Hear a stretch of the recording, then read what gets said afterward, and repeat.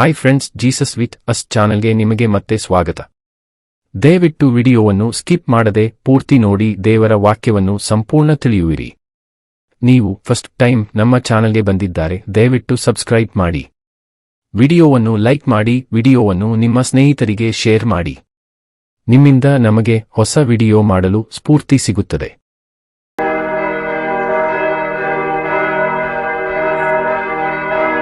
ಯೆಶಾಯನ ಪ್ರವಾದನ ಗ್ರಂಥ ಅಧ್ಯಾಯ 39. ಬಾಬೆಲಿನ ಅರಸನು ಹಿಜ್ಕೀಯನ ಬಳಿಗೆ ದೂತರನ್ನು ಕಳುಹಿಸಿದ್ದು. ಅದೇ ಕಾಲದಲ್ಲಿ ಬಲದಾನನ ಮಗನು ಬಾಬೆಲಿನ ಅರಸನೂ ಆದ ಮೆರೋದಕ ಬಲದಾನನೆಂಬವನು ಹಿಜ್ಕೀಯನು ಅಸ್ವಸ್ಥನಾಗಿದ್ದು ಗುಣ ಹೊಂದಿದನು ಎಂದು ಕೇಳಿ ಅವನಿಗೆ ಪತ್ರವನ್ನೂ ಬಹುಮಾನವನ್ನೂ ಕಳುಹಿಸಿದನು. ಹಿಜ್ಕೀಯನು ಬಂದ ದೂತರನ್ನು ಸಂತೋಷದಿಂದ ನೋಡಿ ಅವರಿಗೆ ಬೆಳ್ಳಿ, ಬಂಗಾರ, ಸುಗಂಧ ದ್ರವ್ಯ, ಪರಿಮಳ ತೈಲ ಮೊದಲಾದ ಪದಾರ್ಥಗಳಿರುವ ಮನೆಯನ್ನೂ ಆಯುಧ ಶಾಲೆಯನ್ನೂ ತನ್ನ ಭಂಡಾರದಲ್ಲಿದ್ದದೆಲ್ಲವನ್ನೂ ತೋರಿಸಿದನು. ಅವನ ಅರಮನೆಯಲ್ಲಿಯೂ ರಾಜ್ಯದಲ್ಲಿಯೂ ಅವರಿಗೆ ತೋರಿಸದಿದ್ದ ವಸ್ತುವು ಒಂದೂ ಇರಲಿಲ್ಲ.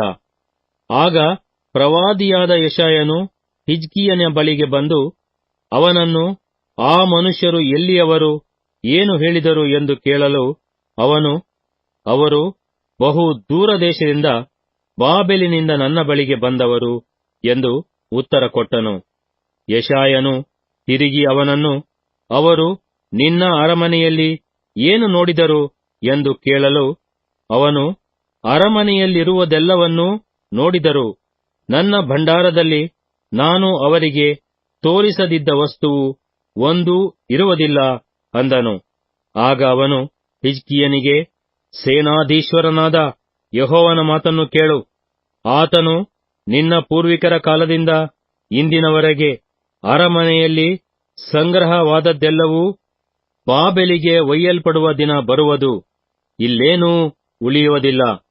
ಬಾಬೆಲಿನ ಅರಸರು ಬಂದು ನೀನು ಪಡೆದ ಮಕ್ಕಳನ್ನು ತೆಗೆದುಕೊಂಡು ಹೋಗಿ ಅವರನ್ನು ತಮ್ಮ ಅರಮನೆಯಲ್ಲಿ ಕಂಚುಕಿಗಳನ್ನಾಗಿ ನೇಮಿಸಿಕೊಳ್ಳುವರು ಅನ್ನುತ್ತಾನೆ ಎಂದು ಹೇಳಿದನು. ಹೇಗೂ ನನ್ನ ಜೀವಮಾನದಲ್ಲಿ ತಪ್ಪದೆ ಸೌಭಾಗ್ಯವಿರುವುದು ಅಂದುಕೊಂಡು ಹಿಜ್ಕೀಯನು ಯೆಶಾಯನಿಗೆ, ನೀನು ತಿಳಿಸಿದ ಯೆಹೋವನ ಮಾತು ಒಳ್ಳೆಯದಾಗಿದೆ ಎಂದು ಉತ್ತರ ಕೊಟ್ಟನು.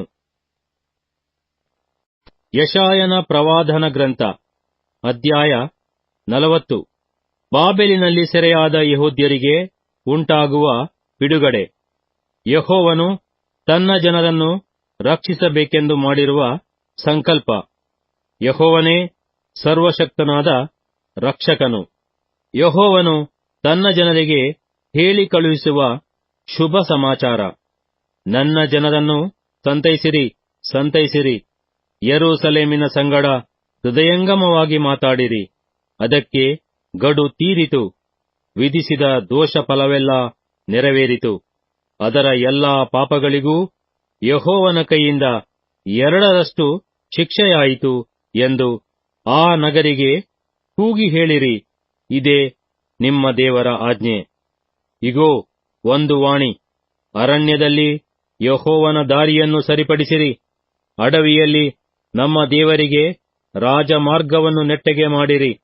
ಎಲ್ಲಾ ಹಳ್ಳಕೊಳ್ಳಗಳು ಮುಚ್ಚಲ್ಪಡುವವು, ಎಲ್ಲಾ ಬೆಟ್ಟಗುಡ್ಡಗಳು ತಗ್ಗಿಸಲ್ಪಡುವವು. ಮಲೆನಾಡು ಬಯಲು ಸೀಮೆಯಾಗುವುದು, ಕೊರಕಲ ನೆಲವು ಸಮವಾಗುವುದು. ಯೆಹೋವನ ಮಹಿಮೆಯು ಗೋಚರವಾಗುವುದು. ಎಲ್ಲಾ ಮನುಷ್ಯರೂ ಒಟ್ಟಿಗೆ ಅದನ್ನು ಕಾಣುವರು. ಯೆಹೋವನ ಬಾಯೇ ಇದನ್ನು ನುಡಿದಿದೆ ಎಂದು ಒಬ್ಬನು ಕೂಗುತ್ತಾನೆ. ಆಹಾ, ವಾಣಿಯು ಮತ್ತೆ ಕೇಳಿಸಿ, ಕೂಗು ಎನ್ನುತ್ತದೆ.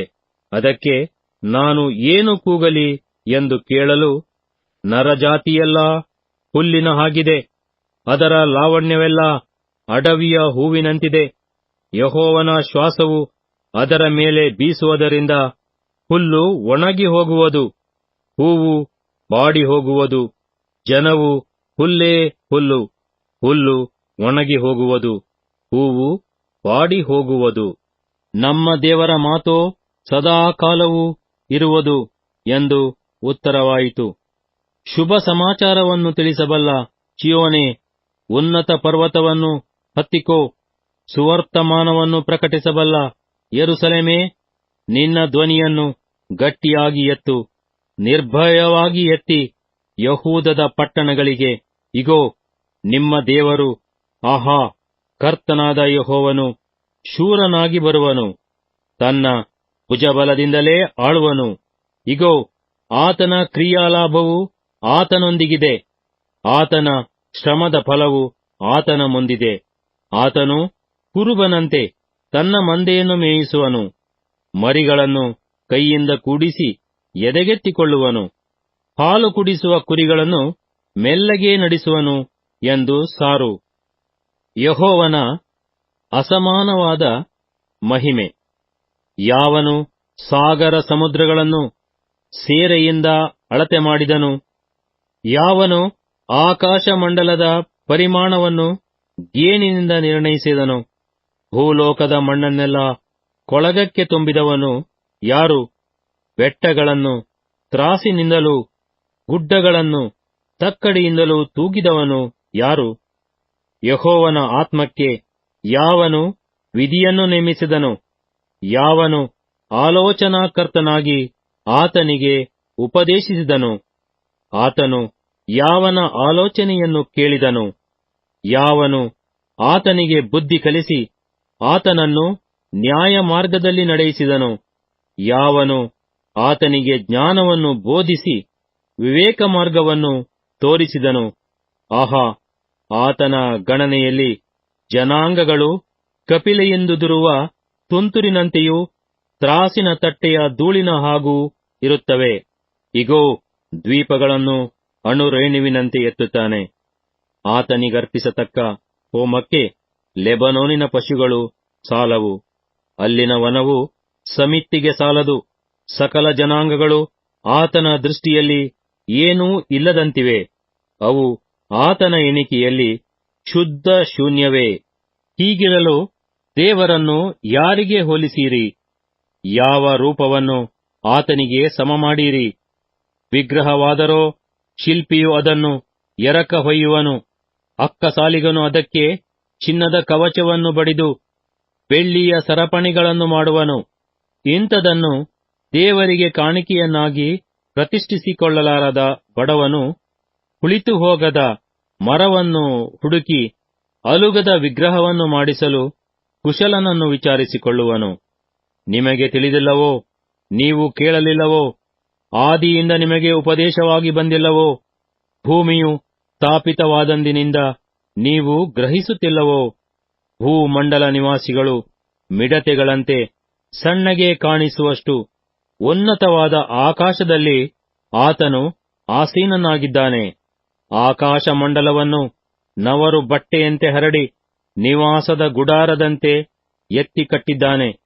ಪ್ರಭುಗಳನ್ನು ನಿರ್ನಾಮ ಮಾಡುತ್ತಾನೆ. ಭೂಪತಿಗಳನ್ನು ಶೂನ್ಯಗೊಳಿಸುತ್ತಾನೆ.